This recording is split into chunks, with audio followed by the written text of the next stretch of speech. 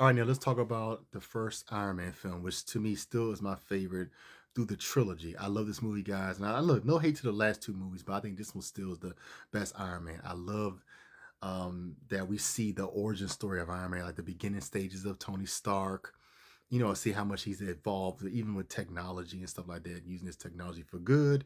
Sometimes you can do a little bit too much and it backfires with example Age of Ultron. But he's still trying to do good with his technology. But we see the beginning of stages of Tony Stark. He's just a billionaire playboy prick.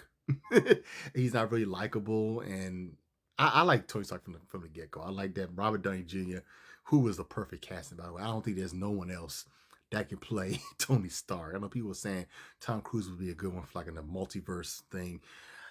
I don't know. I think Robert Downey Jr. He's the only one to me can play Tony Stark, in my opinion.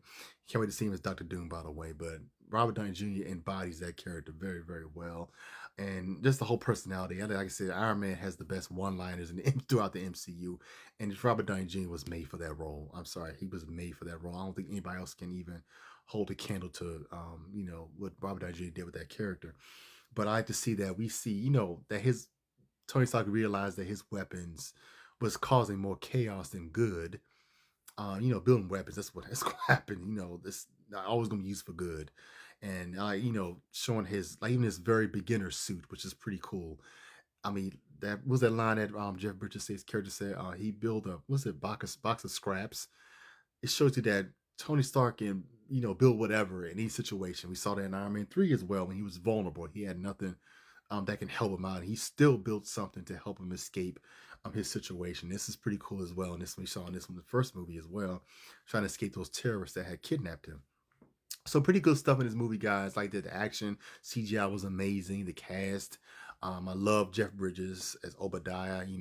A friend turned foe, and I thought a pretty good setup for that.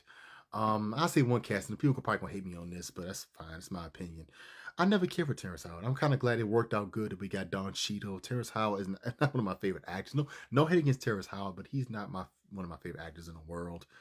There's some stuff I liked him in, but I know the whole situation with him, Robert Downey Jr. I know they made amends for a while. No, for a while. It was a while back they had made amends, but I know the whole story. But it did to me. It worked out fine. Don Cheadle was perfect, and Terrence Howard was still doing things out there. So it worked out. It still worked out. So yeah, I like this movie. Love this movie a lot, guys. I love the setup and everything, and I love, of course, the end credits. Marvel always has the end credit scenes with Nick Fury, and we see the future of the Avengers and Samuel Jackson's Nick Fury. So yes, A plus.